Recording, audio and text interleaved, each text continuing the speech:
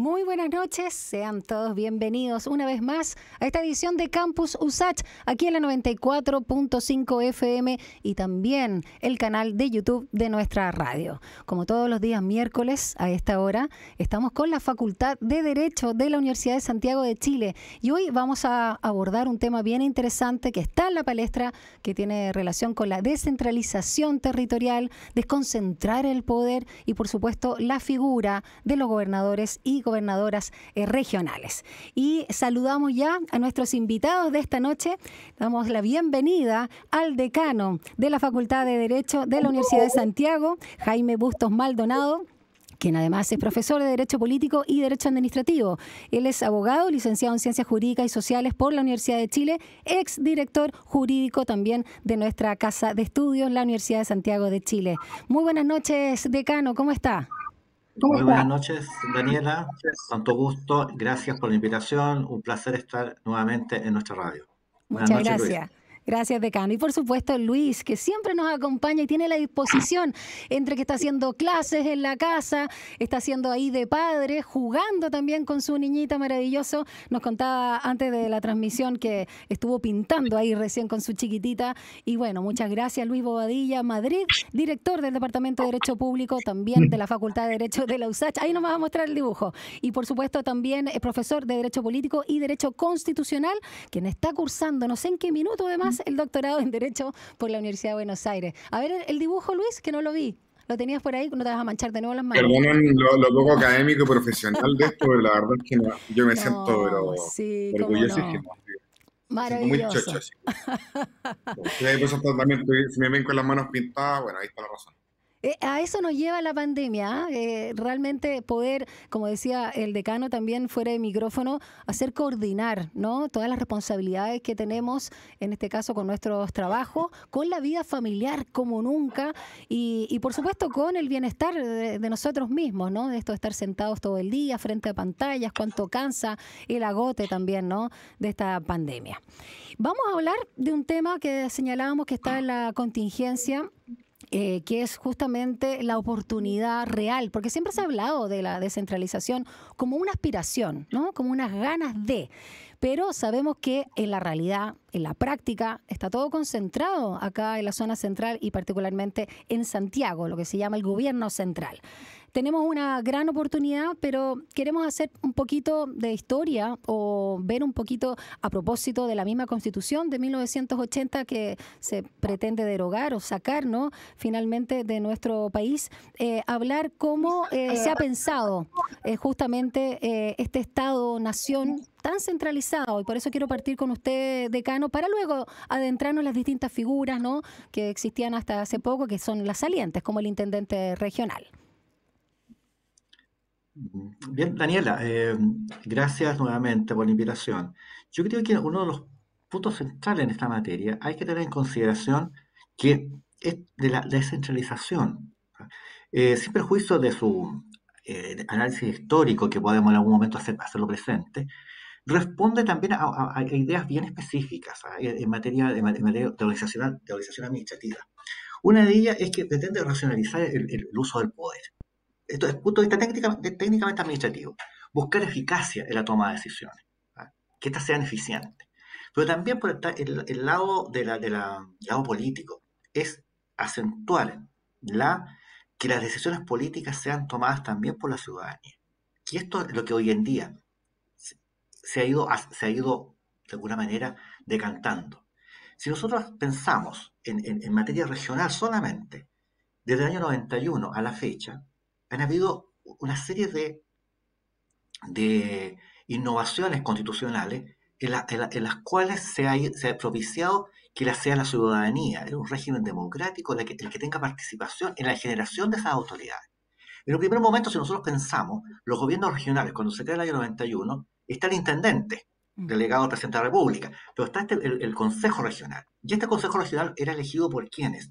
Por la ciudadanía de forma indirecta, porque eran los concejales elegidos por la ciudadanía los que, como cuerpo electoral, elegían a los consejeros regionales. Pasan los años y hasta el 2017 estos consejeros regionales ya son elegidos ¿por quién? Por la ciudadanía directamente, ya sea no una elección directa. Y hoy día culmina esto, ha ido culminando este proceso con la generación de los gobernadores regionales por vía electoral. ¿Y qué es lo que trae, qué es lo que trae esto de por medio? En el fondo, un control por parte de la ciudadanía de la acción de los gobernantes. Yo creo que ese es uno de los Mm. grandes trasfondos que está en esta materia. Y de esta manera se logra una mayor transparencia en las decisiones y se ahondan los principios democráticos, es decir, el principio sobre todo de la participación ciudadana, que es un tema que podemos conversarlo más adelante. ¿Ah? Pero que esto es hoy día el sentido de la descentralización administrativa que hay en nuestro país en aras de la regionalización, que eso es bien relevante. Y quizá otro punto, al menos para dejárselo a Luis, a poder conversar con él y con ustedes, es dejar cierta, la teoría administrativa del derecho público español principalmente, hablan de que en las regiones hay ciertos elementos que son importantes. Uno es el elemento espacial, natural, la zona geográfica, pero también está la conciencia regional. Y esto es un punto en el cual quizás aquí en nuestro país nos hemos hecho mucho énfasis. O sea, que el grupo, ese espacio territorial, tenga una conciencia de que ellos forman una unidad geográfica, etnográfica, económica y histórica. Y por eso se les dan ciertas atribuciones, se les da una forma de gobierno. Y eso es la tercera elemento, que es la tendencia a una organización en este orden. Yo creo que cuando visualicemos esto también, y sobre todo hagamos énfasis en la conciencia regional, que va a significar, entre otros elementos, la, un aspecto cultural Mm. que es la toma de decisiones que se hagan dónde, en la región. Yo, si me permite un segundo, Sí, por supuesto, decano. en algunos momentos, por ejemplo, me tocó asistir hace algunos años atrás a ver una situación personal en Valdivia. ¿Y qué me dijo el director regional, el secretario regional ministerial? No, no, esto yo no lo veo, esto lo ve Santiago. Dije, pero este asunto lo puede resolver usted como secretario regional ministerial. No, no, no, nosotros esto lo enviamos a Santiago. Y yo creo Mm. que ese también es el aspecto trascendental en materia de estas transformaciones que queremos hacer. Vía legal, sí, vía constitucional, de acuerdo, pero que necesitan también el gran soporte de las decisiones personales, el compromiso que tengan las distintas autoridades en asumir también los riesgos y los costos de sus decisiones. Eso es como un primer comentario general sobre este punto. Decano, antes de pasar a Luis, preguntarle algo. Cuando usted hablaba de esta suerte de control o fiscalización, más allá de la representación democrática, porque está elegido por voto ahora el cargo de gobernador o gobernadora regional, ¿cómo se puede hacer ese control en la práctica cuando el tema de la transparencia, de la probidad, son relativamente nuevos también en nuestro país? ¿Cómo se ejerce ese control de alguna forma? Yo creo que principalmente en estos casos va a ser con como los regímenes democráticos, la participación ciudadana, la reelección, si es posible, la reelección, no reelección de la autoridad cuando ha habido una gestión que a juicio de la ciudadanía ha sido ineficiente, ha sido ineficaz. Ahora, en cuanto a probidad, existe una serie de mecanismos, o sea, existe una serie de mecanismos que que están establecidos desde la Consejería de la República, el mismo hecho el día del Consejo Regional, ¿Mm? también van a estar los miembros con los consejeros, tienen una función de fiscalizar también los actos del gobierno regional. Yo creo que también son estas cosas que en definitiva son importantes que se conversen, se entiendan y que también quienes están en esas funciones tengan conciencia de sus obligaciones, de sus deberes y sus derechos. Yo creo que aquí, en ese sentido, podemos tener una mejor gestión pública. Pero en todo Mm. caso, en materia de gobierno regionales hay bastantes controles, bastantes. Importante eso. Luis, junto con lo que quieras, digamos, compartir libremente, quiero preguntarte, así como pie forzado, ¿qué opinas de, por un lado, que la misma ciudadanía, cuando fue a votar este pasado 15 y 16 de mayo por este cargo, no estaba muy informado de realmente las atribuciones, qué podía hacer la o el gobernador en su territorio, cuánto cortaba, ¿no? Y en ese sentido también preguntarte qué significan estos primeros 4 años, tengo entendido, ¿no? Como cargos para sentar las bases y quiero hacer alusión a lo que dijo Claudio Rego ayer en la entrevista con nuestra radio. Dijo, me parece una extrema irresponsabilidad de este gobierno no haber tenido listo al menos el marco jurídico para los nuevos gobernadores.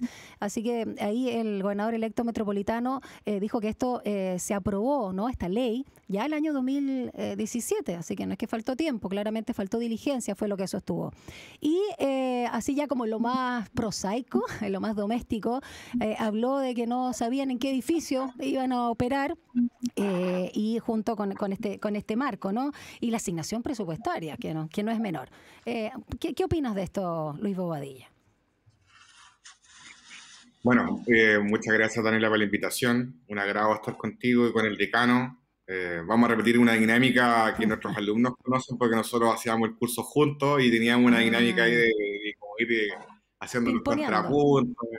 Claro. Así que un agrado repetir la dinámica nuevamente. Bueno, partamos por lo último. Me parece una frescura por parte de Claudio Regua, de partida, porque recordemos que cuando se aprobaron todas estas leyes, que por cierto estoy de acuerdo que son un conjunto de leyes mal hechas, él era intendente regional. No sé si se acuerdan. Sí, claro que sí. No sé si se acuerdan. Entonces, la verdad es que me parece muy llamativo que él ahora esté llorando sobre la leche derramada cuando él era un actor, digamos, de la lechería. Clave. Él estaba perfectamente consciente de lo que se estaba discutiendo. Él era el intendente regional. ¿Y por qué están mal hechas a tu juicio? Cuéntanos, Luis. Porque no hay una voluntad real del poder político de hacer una descentralización real. Miren, yo la verdad es que creo que este es un espacio, no es un espacio exclusivamente académico, creo que es un espacio abierto para la comunidad. Yo me siento interpelado o autointerpelado a hablar en un lenguaje mucho más llano, y si me permiten, digamos, la libertad, el gobernador regional es simplemente un gestor de fondos concursables. Eso es. Así de sencillo. O sea, cada región tiene año a año un presupuesto que debe ser repartido en una serie de proyectos. El gobernador regional básicamente va a ser el jefe de proyectos, básicamente. Pero no tiene casi ninguna atribución, o sea, ninguna. O sea, todas sus atribuciones tienen que ver con el funcionamiento del gobierno regional, controles jerárquicos, pero él no controla el orden público, no tiene iniciativa de ley, no tiene ninguna iniciativa más allá de gestionar estos recursos. Es un administrador. Sí, y tratar de aunar ciertos esfuerzos con los gobiernos locales, que son las municipalidades, ¿no? Intentar establecer algunas estrategias de desarrollo, apoyándose mucho en los alcaldes, que muchas veces a los gobernadores les va a tocar tratar de hacer alianzas con municipalidades dirigidas por alcaldes de otras sensibilidades políticas. Así que, por lo tanto, no es algo sencillo. También me parece un poquito, no sé, yo la verdad es que a Borrego no le creo mucho. Yo creo que me cuesta creer que él no sepa algo que cualquier persona que lee el diario hace buen tiempo se habría enterado. O sea, el gobernador regional va a compartir edificio con el consejo regional. Y esto va a ocurrir en todas las regiones. De hecho, pasa algo curioso porque en algunas regiones, claro, con los cores, exactamente. Con los consejeros regionales que forman el consejo. De hecho, en algunas regiones, incluso el consejo regional le ha mostrado los dientes al gobernador electo, como ocurrió en Biobío, donde dijeron, oye, nosotros los vamos a recibir acá en el edificio, pero no tenemos espacio para el gobierno regional. Cuidado, ¿eh? O sea, ahí van a empezar a ver que aquí ya las pequeñeces y las pequeñas miserias humanas van a empezar a aflorar, digamos. Es como en todo servicio cuando llega un funcionario nuevo y todos tenemos que apretujarnos un poco para hacerle espacio, a que pongan un escritorio, bueno, quieren incomodidad y la gente no está muy cómoda. Sí. Este modelo de gobierno regional no es algo genuino, ¿de acuerdo? En mi visión de las cosas, esto fue una movida del mundo político que se vio interpelado de cierta forma de una necesidad de tratar de darle a la población de las distintas regiones una mayor participación. Una participación, a mi juicio, fatua, porque finalmente estamos eligiendo una persona que no va a tener muchas atribuciones. uno veía los debates de Karina Oliva con Orrego y uno Sí. decía, pero ¿en qué mundo viven estas dos personas que están hablando casi como que van a cambiar el mundo y con suerte van a poder hacer muy poquitas cosas? En ese ¿Cuál es el sentido, valor? sí, solo ¿Cuál es agregar el algo valor? que tú señalabas, Sí. Luis, solo como paréntesis, pero que va en línea con lo que estaba señalando. De hecho, Luciano Rivas, el único, digamos, candidato de Chile Vamos que obtuvo, en este caso, el cargo de gobernador por la Araucanía, además una zona bastante, digamos, no sé si la palabra es difícil, pero importante por todo lo que implica. Él, en entrevista con nosotros en la radio, nos dijo que su tarea, y sabía que por ahí separó muy bien el tema del conflicto mapuche, con lo que es la seguridad de la zona, con el desarrollo regional, pero dijo que él lo que quería hacer un articulador entre, si no me equivoco, los 31 municipios de la Araucanía y generar esa red colaborativa para sacar adelante a la región. En ese sentido, claro, él tenía bastante clara la película, ¿no? Perdona la interrupción, Luis. No, absolutamente claro. De hecho, iba un poco en la línea de lo que yo les estaba comentando. Yo creo que los buenos gobernadores regionales van a tejer redes con los alcaldes. Créeme que un alcalde tiene más poder Mm. práctico que un gobernador regional. Bueno, Entonces, lo que le haga un trato con la comunidad mucho más directo. absolutamente, mucho más cercano. O sea, acá Claro. se rompe un caño en medio de la calle y ¿quién va a llegar primero? Probablemente el alcalde o el director de obra, ¿no? O sea, están in situ en la problemática. Entonces, a mi juicio, una forma apolítica de ver la eficiencia de los gobernadores regionales va a ser evaluar qué tantas redes tejió, Mm. qué tanta unión, qué tanta coordinación estableció entre los distintos municipios que integran la región. Eso por un lado. Ahora, naturalmente que va a haber, yo creo que también, ¿cuál es el valor de esta primera gestión? Eso. Probablemente qué tanta presión generan los gobernadores regionales para forzar más cambios. Ahora, esto Claro. se cruza con la nueva constitución. Nosotros no sabemos, o sea, puede haber una nueva constitución, establecer un nuevo juego de reglas, un nuevo conjunto de leyes orgánicas que reglamenten todo este asunto. Así que Eso. también ahí estamos en la indefinición. En el segundo Pero bloque no sé, vamos a abordar de esos desafíos de los constituyentes. ¿Te parece, Luis? sí, por último, yo no sé si yo estaba revisando el Mercurio y de hecho hay una iniciativa ¿Ya? de formar una especie como de asociación de gobernadores regionales. Yo creo que Sí, están como formando, pensando en armar su gremio para presionar por cambios, porque saben que con Como lo las que tienen municipalidades, no van a poder claro, irse. ¿Perdón? exacto. como las municipalidades, pues, que tienen estas agrupaciones. Oye, Bueno, si me permite un pequeño comentario, sí, ¿ah? decano. Yo creo que también hay que releer, y digo intencionadamente releer la constitución política. Cuando se modifica en materia de gobernador regional, se dice que el gobernador regional será el órgano ejecutivo del gobierno regional. Mm. O sea, este gobernador regional, a lo mejor aquí se le da una connotación de otra naturaleza, sobre todo aquí en Santiago, esta segunda vuelta. Se veía ahí con cierta especie de naranjazo del año 64. O sea, algo de eso hay de por medio. Pero si nosotros analizamos fríamente, el gobernador regional va a ser elegido por la ciudadanía, sí. Pero ¿quién es el órgano ejecutivo? El gobierno regional. Y creo que es importante que aquí es donde vamos a centrarnos. Y, y discúlpame que toque este tema, porque yo No, creo que no. uno de las grandes falencias que tenemos acá en nuestro país es que estamos en los gobiernos regionales, todos hablamos de gobierno regional y no sabemos qué hacen los gobiernos regionales. Eso, exacto. Por supuesto, yo me acuerdo, que, por ejemplo, cuando uno va a algunas regiones, al menos uno dice, está en la plaza, está la catedral, está Claro. la municipalidad, gobierno regional. En Santiago no lo tenemos así. El Mm, gobierno regional funciona con la calle Teatinos. exacto. Conocemos la intendencia, que está ahí al lado de la moneda y que tiene mucha afluencia pública el día del Y la plaza de patrimonio, armas está porque en otro lado. En la demasiado está catedral en otro también. lado. Claro. Entonces, todo está disperso acá. Pero yo creo que lo importante es que podamos, que nuestros gobernadores regionales y los gobiernos regionales, hoy en día con esta composición, con esta generación, recuerden las funciones que tienen. Yo creo que si nosotros revisamos las funciones de los gobiernos regionales que están en la ley 19.175, Ley Orgánica Constitucional, están desde los planes, una materia que es sumamente importante, tiene que ver con la, específicamente, tiene que ver con elaborar las políticas, planes y programas de desarrollo de la región. Uno de los puntos que tienen en esta materia tiene que ver con los planes reguladores, Mm. el plan regional de ordenamiento territorial.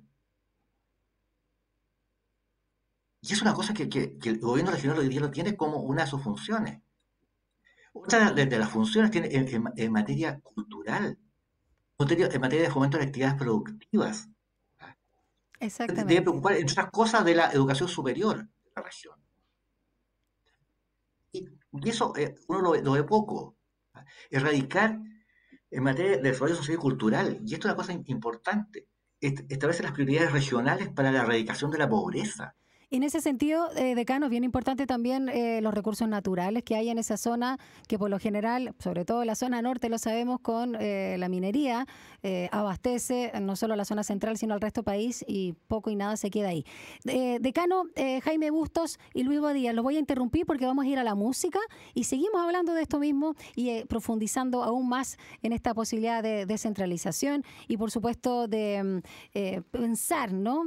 Cómo se está concentrando o tiene que dejar de concentrarse el poder en nuestro país. Vamos a escuchar ahora a los tres. No me falles.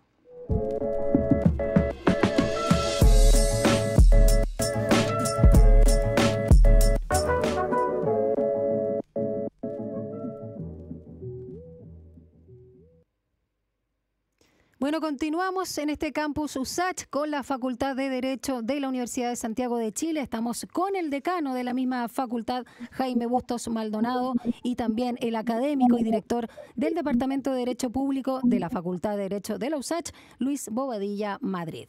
Vamos a seguir ahondando. Le voy a dar la palabra, decano, respecto a lo que estaba señalando recién. Solo quiero, así como titular, compartir una cuña, ¿no? Algo que señaló también en nuestra radio el director del Centro de Estudios Regionales de la Universidad Austral de Chile, ya que usted también mencionaba Valdivia como ejemplo. Egon Montesinos dijo, la región que menos necesita tener un gobernador regional es la metropolitana, porque ya tiene todo el poder. ¿Qué siente con estas palabras? ¿Está de acuerdo o no? Porque algo también usted mencionaba respecto a la distribución de los poderes en físico, ¿no? Respecto a este sistema de damero que tienen casi todas las ciudades de nuestro país. Para que termine también la idea que estaba presentando en el primer bloque, decano. Sí, yo creo que uno de los aspectos que hay que tener en consideración es lo que hablábamos un momento atrás, era esta conciencia regional. Pero también esa conciencia regional tiene va acorde, va enlazada con las distintas funciones que a estos gobiernos regionales se les han encomendado. Y yo creo que uno de los puntos centrales es que nos hemos abocado a analizar la generación de las autoridades, y eso ha sido motivo de grandes análisis. Pero hasta el momento, la efectividad de la gestión del gobierno regional, acorde con su propio ordenamiento jurídico, porque es que ha sido el legislador el que le ha dado el marco a los gobiernos regionales para que puedan operar y le ha dado las tareas. Y yo creo que aquí es donde, un tiempo atrás, me tocó revisar un texto de un estudiante de una universidad chilena, donde hablaba en parte de una evaluación legislativa. Se dictó una ley con gran aprobación, con gran éxito, y vemos su aplicación. ¿Y qué ha pasado con esa aplicación? Ese trabajo en general en nuestro país poco se da, esta evaluación legislativa. Y yo creo que en esta materia es una de las que podríamos nosotros eh, propiciar. Llevamos ya 20 años de gobiernos regionales. No son nuevos ya.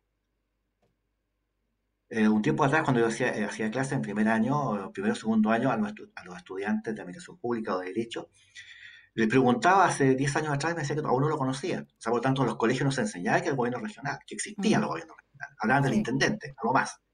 Hoy día ya menos saben algo. ¿Ya? ¿Y cuál ha sido una de mis tareas? Normalmente a los estudiantes, y eso lo comentaba en una conversación que tenía, era usted toma la ley de gobiernos regionales y me las transcribe a mano para que usted lo lea y sepa lo que hace un gobierno regional. No me lo traiga en computador porque usted me va a cortar y pegar. Tráigamelo hecho a mano.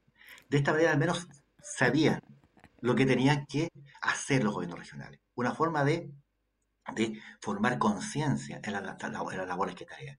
Yo creo que las labores que tienen son importantísimas. Nosotros revisamos ahí hasta ocuparse, entre otras cosas, de lo que es el transporte. Uno se lo imagina qué tiene que ver el transporte interregional e intercomunal. Una de las funciones que tiene que bajar el gobierno regional. Yo creo que ahí es donde a lo mejor hay algún desconocimiento de parte de los consejeros regionales, de los gobernadores regionales. Y esto habría que ponerle mayor énfasis en la difusión y sobre todo en la evaluación de las actividades que realicen en concordancia con esos objetivos que el legislador le asignó. Si ese es uno de los problemas centrales a mi juicio en esta materia. Gracias, decano. Ahora, en cuanto a que nosotros, Santiago tiene todo, sí, no, digamos, así no, porque en la medida que volvemos a lo anterior, no exista esta conciencia regional de que yo estoy habilitado para resolver estos asuntos. Que no se diga lo resuelve Santiago, que es algo bastante común en algunas instituciones. Yo trabajé hace muchos años atrás, llegaba a las consultas, que lo resuelve Santiago. Exacto. Luis Bodilla, a propósito también de Ego Montesino, más allá de esta cita, donde bien señalaba también el decano, ¿no? Esta idea de que la región metropolitana no necesita un gobernador.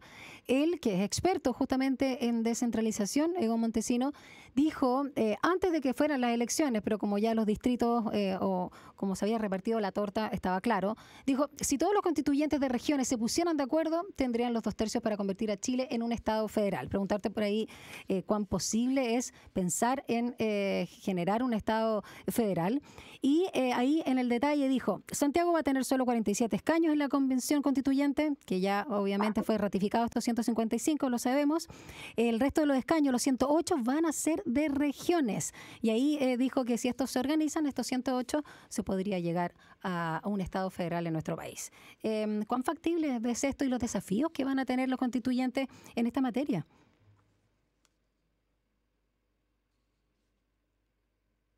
No te escucho, te perdí el audio, Luis. No sé si muteaste ahí. Y ahora sí. Ahora sí, dale. Y ahora sí. Ahora, bueno, si lo vemos de la perspectiva numérica, claramente es posible. Ahora, todos sabemos que poner de acuerdo a un grupo humano es algo muy complejo. Creo que hay materias... Sí, creo que hay materias incluso más básicas respecto a la convención que todavía no suscitan mucho consenso, así que no sé. Yo lo veo complicado. Ahora, importante entender lo siguiente. Chile es un país que tiene digamos, una inquietud respecto de las autonomías regionales, al menos, desde el origen de su existencia. Cabe recordar que inicialmente Chile estaba organizado en base a 3 grandes provincias, que era Coquimbo, Santiago y Concepción. Concepción y Santiago fueron las 2 regiones que tenían cierta conciencia, ¿no? Tenían cierto espíritu, cierta tradición, y se disputaron el poder político los primeros 15 o 20 años de la vida independiente chilena, ¿no? Así que hubo una fuerte tensión entre Santiago y Concepción. Esto sobre todo se dio en la década de los 20. Tanto fue así que en 1826 José Manuel Infante, José Miguel Infante, logró que se aprobaran una serie de leyes que se denominan las leyes federalistas, ¿no? Hubo un intento de que Chile funcionara en clave federal, pero para funcionar en clave federal implicar no regiones, sino que entidades, una cierta forma de Estado, digámoslo así, claro, que están agrupados bajo un Estado federal. ¿Qué implica eso? Implica que cada una de estas regiones o provincias o estados, digamos, pueden tener su propio ordenamiento jurídico, su propio poder ejecutivo, legislativo, judicial, todo ello dentro de un marco general que es el federal. Eso no gustó en su momento. No le gustó ni a Santiago, tampoco le gustó, sobre todo a Santiago, que no le gustó mucho. Finalmente, esta cuestión, ¿saben cuándo se zanja? Se zanja en 1851, en el último enfrentamiento que hay entre Santiago y Concepción. ¿Mm? Concepción representado por el general José María de la Cruz y Santiago representado por Manuel Montt. ¿Mm? Entonces ahí en la batalla de Loncomilla se cierra esto y ahí finalmente Santiago termina imponiéndose como la provincia hegemónica en Chile. ¿Bien? De ahí en adelante es que, y sobre todo con la implementación de la Constitución del 33, se empieza a configurar un Estado unitario donde Santiago tiene todas las de ganar finalmente. ¿Mm? Ahora, volviendo a lo que estamos hablando ahora, yo realmente creo que esto que estamos viviendo hoy en día, que estuvimos todos atentos el domingo en esta carrera cabeza a cabeza, es entretenida por ver quién ganaba en definitiva. Pero aquí, en mi opinión, no hay distribución del poder. O sea, No hay este cargo distribución. no implica esa No, no, descentralización porque real. finalmente lo que le corresponde, o sea, son tareas importantes, como decía el decano, pero finalmente, ¿qué es lo que, en síntesis? Coordinar con las municipalidades la implementación de algunas medidas en materia de transporte, contaminación, desarrollo de las ciudades, en materia de desarrollo productivo y económico, o sea, todos los emprendedores te estarían preguntando, oye, ¿qué iniciativa tiene, qué herramienta tiene el gobernador regional para reducir o aumentar impuestos para tratar de atraer inversiones? No tienen. Ninguno. No tienen. Ninguna. Entonces, finalmente, ¿dónde está el poder? Finalmente, si nos vamos ya como a las clases de derecho político. Bueno, el control del orden público, ¿quién lo tiene? ¿Lo tiene el gobernador? No lo tiene el gobernador. No, el ministro del Interior, pues sigue siendo... O sea, Y el delegado. Con su delegado presidencial, Tenía claro. el delegado, era el antiguo intendente. Exacto. El intendente. O sea, lo único que cambió fue el nombre. Claro, el nombre. Pero, Daniela, y quería audiencia, si hablamos de poder, un elemento clave, distintivo del poder es el monopolio del uso de la fuerza. Lamentablemente. Tú no puedes hablar de poder si no tienes el uso de la fuerza. El gobernador regional no tiene ninguna atribución. Entonces, en ese sentido. Entonces, yo creo que estamos entrampados en una discusión, así como lo que hicieron deliberadamente nuestra clase política. Estamos enfrascados en una discusión de quién ganó, quién no ganó, pero la verdad de las cosas es que caímos en la trampa. Aquí no estamos hablando de descentralización, no hay descentralización del poder, hablando de poder propiamente tal. Se entiende.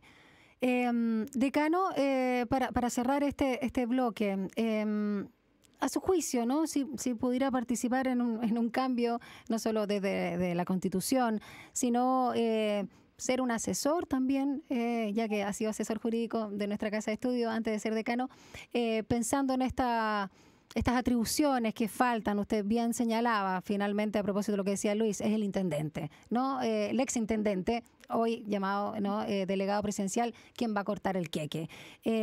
¿Cómo, para ser efectiva la descentralización, qué facultades debería tener la o el gobernador regional para que realmente se cumpla esto? Yo creo que la descentralización, a mi juicio, se concibe en los términos en que se previó. El problema es que nosotros lo estamos viendo de una manera distinta. O sea, yo creo que muchas veces nosotros como ciudadanos estamos pensando en un gobernador que va a tener una serie de funciones que aparentemente el legislador no se las dio en su momento, que hoy día están en estudio algunas transferencias, pero la idea era, yo creo que, es decir, ¿cómo generamos esta autoridad? Que no sea designado por la presidencia de la República, sino que sea elegido por la ciudadanía. Yo creo que lo demás es buscar más allá de lo que a lo mejor el mismo legislador quiso. Porque puesto que las funciones se las modificaron, le aumentaron algunas funciones a los gobiernos regionales, pero ahí están. Por lo tanto, yo creo que este gobernador regional,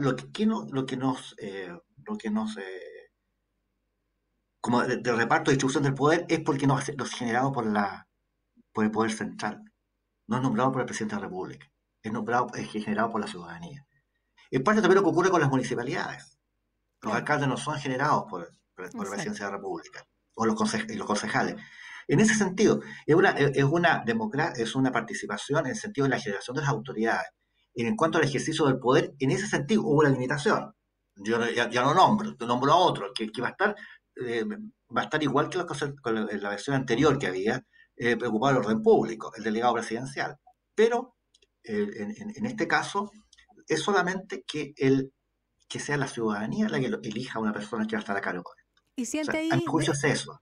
decano, No es más que los constituyentes tienen esta oportunidad a propósito también de cómo están distribuidos de estos que, digamos, fueron ya electos y ratificados de los 155? Mira, yo creo que los tiempos han cambiado. Los tiempos han cambiado, las visiones también son muy distintas a las que se vieron hace 100 años atrás. Por ejemplo, la Constitución del 25 estableció las ¿Mm? asambleas provinciales como órganos asesores del intendente.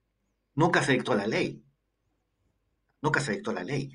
Y por lo tanto se llega al año 73, con el golpe de Estado, se dictan leyes de municipalidades, se dicta la constitución política, pero que tiene una connotación distinta, la formación de estas autoridades, o sea, de unos órganos de participación, que eran los codecos del momento, pero no con la generación democrática que lo que se ha hecho en nuestro país a contrario del 91. El énfasis en funciones que se le han encomendado, por supuesto, ahí tiene todas estas funciones. Y usted, como gobierno regional, la generación de esas autoridades no la hacemos nosotros a nivel central, sino que lo hace la ciudadanía. Y la ciudadanía es la que controla directamente a los consejeros regionales, hoy día a los gobernadores, con las posibilidades de reelección o no reelección, Es y la cierto. opinión pública en el sentido de la crítica que tiene que estar expuesto. Esa es mi opinión. Pero reitero, o sea, yo creo que aquí han cambiado los tiempos. O sea, Sí, hoy sin día duda. podría haber una visión en este sentido, pero también tiene que ver con otro elemento, que muchas veces nosotros, generalmente los abogados, muchas veces los que dedicamos un poco al derecho, partimos de la base. Las transformaciones, nosotros las encauzamos. El derecho las encauza. Las transformaciones sociales vienen de un poco de lo que la sociedad estima. Y ahora hay que ver qué es lo que la sociedad estima de esta materia. A lo mejor un Estado federal, sí, podría ser, desde el punto de vista numérico, pero también vamos a tener que evaluarlo más adelante. Aprobado y cómo está funcionando. Es Ciertos gobiernos cierto. regionales hay críticas hacia su operatoria, una transformación mayor, ¿cómo sería? ¿Y qué tuve? Pero los tiempos han cambiado y eso sería posible. Lo veo difícil con acuerdos de esta materia porque, y aquí con Luis esto lo hemos conversado, lo hablamos en clase. Las constituciones no son solamente lo que la expresión de la ciudadanía quiere en su momento, esa concepción sociológica. Las constituciones también tienen un elemento histórico tradicional, o sea, que también Absolutamente. recoge qué ha pasado en el país. Y el elemento racional, o sea, es decir, un etológico, es decir, lo que la técnica jurídica nos indica como norma para establecer. Yo creo que conjugando esos tres elementos, ¿es posible? Sí, es posible desde el punto de vista numérico, pero lo veo difícil desde el punto de vista netamente cultural, porque creo que nuestro país aún tiene esta cultura centralista, y es una cultura, y eso no lo estamos cambiando de un día para otro. Ya Así han es. pasado 100 años del momento de las asambleas provinciales y seguimos un poco en lo mismo. Y los cambios culturales son los más difíciles de implementar. Vamos a la última pausa y el último bloque nos va a quedar un poquito cortito, pero vamos a aprovechar de compartir algunas experiencias justamente internacionales en tema de descentralización o de estados federales. Vamos ahora a Florence and the Machine. Esto es Shake It Out.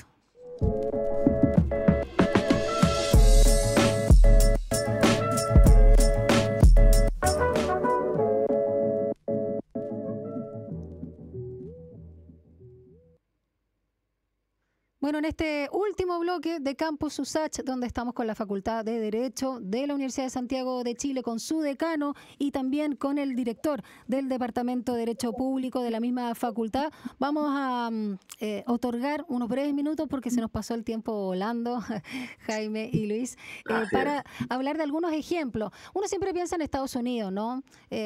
Como que siempre nos llama la atención que en un estado, no sé, opera la pena de muerte, ¿no? O se puede hacer esto o no, o fumar marihuana y X, y en otro absolutamente contrario. ¿Ah? Pero pensemos en algo más cercano, quizás a nosotros, no solo geográficamente, sino en términos culturales, como lo que sucede en nuestro país vecino de Argentina, ¿no?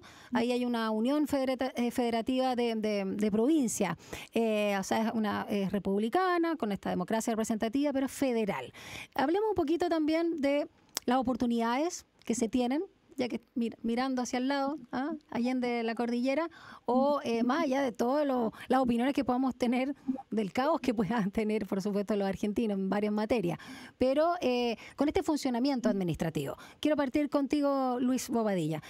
Perdón, eso sí, voy a hacer solo una advertencia, que tiene que ser cortito este bloque porque se me está pasando el tiempo. Sí, encantado. Mira, la verdad es que el modelo argentino yo te lo puedo explicar con harta propiedad porque estoy ¿Sí? haciendo mi doctorado Cierto. ya. Y mira, lo que pasa es que tiene que ver también con la concepción de país. Argentina, acuérdate que parte como un país que está estructurado en provincias. Cada provincia tiene su propia cultura, tiene sus propias expresiones, entonces finalmente durante casi toda la primera mitad del siglo XIX, Argentina se debatió en una interminable guerra civil porque las provincias no se ponían de acuerdo. Entonces finalmente terminaron estructurándose en base a reconocer que habían provincias, que estas provincias necesitaban atribuciones, pero que juntas podían conformar un Estado federal. Ahora, ¿qué ventajas tiene esto? Bueno, que cada provincia, de acuerdo a su cultura, su historia, tiene la posibilidad de tener su propia policía, sus propios órganos deliberantes, su propia constitución, sus propios tribunales, pero también el problema es que, por ejemplo, en materia de servicios públicos, los estándares de calidad son súper disímiles. O sea, hay provincias que tienen una gran policía, hay provincias que la policía es tremendamente corrupta, hay provincias en que los tribunales funcionan muy bien, otros que no, donde hay cooptación de la opinión pública a través del empleo público. Hay provincias como Formosa, donde el 70% de la población es funcionaria pública, por tanto están totalmente cooptados por el gobernador. Entonces, yo creo que los sistemas federales tienen como todo en la vida, tienen sus cosas positivas, sus cosas negativas. Yo creo que Chile quizás podría haber tomado el camino federal en el siglo XIX, pero como decía el decano, el peso de costumbre está muy marcado. Entonces, yo no sé qué tan buen resultado pudiese tener. De poder se puede. Con esta nueva constitución, esta convención, podría discutirse. Pero, bueno, ¿y cómo vemos el tema del orden público? Cada región va a poder crear su propia policía, mantenemos una policía federal, cada región va a poder dictar su propia constitución. ¿Cómo la hacemos calzar con la constitución actualmente vigente? ¿Cómo vemos el tema el tema impositivo? ¿Cómo se reparten los recursos? ¿Cómo se distribuye? O sea, ahí ya nos metemos en el tema del dinero, que es el gran problema que hay en Argentina. O sea, ellos tienen una ley que se llama Ley de Coparticipación Federal. Del pozo de plata que juntan entre todas las provincias, ¿Sí? el gobierno federal reparte. Y ahí todos los años el presidente de la nación argentina tiene un dolor de cabeza que es cómo repartir sin que le hagan una pequeña revolución. Entonces, eso con respecto a Argentina. Y otro modelo interesante que quizás el decano lo puede comentar también es el modelo español de las autonomías, que tiene mucho que ver con lo que decía el decano de identidad regional, no y sé. lo cultural, claro. Decano, Claro. entonces con ese ejemplo que le dio el pase ahí directamente a Luis Bobadilla, terminemos este campo Usach y cuéntenos también cómo opera, porque nosotros sabemos solamente cuando están declarando la independencia a nivel cultural, cuando uno se refiere a la Cataluña, no podemos decir que son españoles y se enojan si por supuesto los tratamos como tales, son catalanes. Sí, y si uno le habla a Los vascos. los valencianos, no le hable a los vascos, ¿para qué? Sí, tenemos. Claro, por eso. Mira, yo creo que unas cosas de hoy en día, los modelos, pero también hay que considerar un elemento que al menos yo lo escuché cuando estaba estudiando en la universidad. Me acuerdo que un profesor dijo, no recuerdo si el profesor de Historia del Derecho, o sea, dijo, mire, los estados federales, como hablaba Luis en el momento de la ley federal de Infante, operan en grandes estados, en grandes extensiones de territorio. Nuestro país es bastante pequeño, largo pero pequeño. Entonces, como que no se justificaba teniendo extensiones como el caso de Brasil, el caso de Argentina o Estados Unidos, con una forma federal. Y ese también es un elemento que vale la pena tener en consideración. El otro elemento, los federales también, que se ve mucho en algunos países europeos, que a uno le llama la atención. Una vez un señor en Roma me dice, yo no soy romano, Yo no soy romano, le vivo en dice. Roma, Ya. no soy romano, yo vivo en Roma, yo soy napolitano. Ah, claro. En Alemania me ha pasado con varios lo mismo. ¿Ah? O sea, yo soy bávaro, no me confunda con otros. O sea. Entonces, yo creo que eso también, o sea, llegar a un Estado federal significa también que tenemos que reconocer ciertas identidades culturales. ¿Ya? Y yo creo que aquí en Chile, por ejemplo, se han formado regiones, pero quizás el criterio para establecer esa nueva región, pensemos Estado federal, si llegamos a eso, han sido más bien de orden operativo, de orden, es decir, donde se toma la decisión más rápida. O sea, la forma netamente el elemento racional administrativo de eficacia, ¿ah? Pero sin considerar estos otros elementos. Por ejemplo, la misma región de Tarapacá y Mm. Arica, ¿ah? Se dividieron. Biobío con Ñuble, dividida. También la de los lagos con los ríos. Entonces, pero hay grandes diferencias entre esas regiones. O sea, hay grandes tradiciones culturales diversas, ¿o no? Yo creo que eso es uno de los temas que nosotros deberíamos tener en consideración para llegar a un Estado federal. La autonomía son sumamente interesantes. En España la generaron a contar de los años 70, con la Constitución del 78 en adelante. Pero se les ha ido reconociendo a ellos, Eso es pero post-Franco, ¿no? post-Franco, porque también bajo la era Franco o sea, también tengo que partir de la base que muchos, sobre todo los autores españoles, hablan, digamos. O sea, el Estado centralizado, el Estado autoritario, ¿ah? El gobierno autoritario, ¿ah? Y por lo tanto no le gusta que se disperse el poder a través de generación de autoridades. O sea, lo manejo yo. Post-Franco, sí, o sea, con la Constitución del año 78, Claro. en España se va creando este movimiento autonómico, que es bien interesante en todo caso, pero también responde a ciertas características. En Bélgica también tiene unas ideas también de autorregionalizaciones, pero también responden a ciertas tradiciones. Yo creo que eso es lo que a veces aquí en nuestro país uno echa de menos que no se valoran, o si se valoran, se le da un sentido distinto a lo que en otras partes se ha dado. Pero muy Exacto. interesante todo. Sí, qué interesante eso, porque el tema cultural, junto con lo geográfico, territorial, espacial que usted señalaba, son quizás algunos factores determinantes para generar o no un Estado federal. Se nos pasó el tiempo volando. Quiero agradecer a ustedes que nos han acompañado esta noche, a todos los que nos han sintonizado, tanto en la 94.5 FM y por supuesto en nuestro canal de YouTube de la radio que ha alojado, así que se lo pueden repetir. Así que muchas gracias y muy buenas noches a todos. Gracias, decano Jaime Bustos Maldonado, y gracias, por supuesto, como siempre, a Luis Bobadilla, Madrid, no me olvido de tu madre, Luis, quien es director del Departamento de Derecho Público de la Facultad. Y también bien interesante porque tú nos diste una muy buena clase de historia, tanto de lo que pasa en Chile como también con lo que se formó, ¿no? Este Estado unitario también con las provincias en Argentina. Muchas gracias a ambos por habernos acompañado. Que descansen y que tengan Eh, buenas noches. Buenas noches, Daniela. Muchas gracias por la invitación. Buenas noches, David. Luis David. Estás muteado, pero gracias a Luis Bobadilla. A ver, ahora sí, porque estabas muteado para Ahora que nos sí, diga muchas chao. gracias, Daniela, por la invitación. Un saludo cariñoso al decano y un saludo cariñoso a la audiencia. Muchas gracias por la invitación. Nuestra Gra- audiencia, sí, por supuesto. Gracias a todos, que estén muy bien. Chao, Espero que también hayan aprendido tanto como yo en este campus USACH. Que estén muy bien. Chao.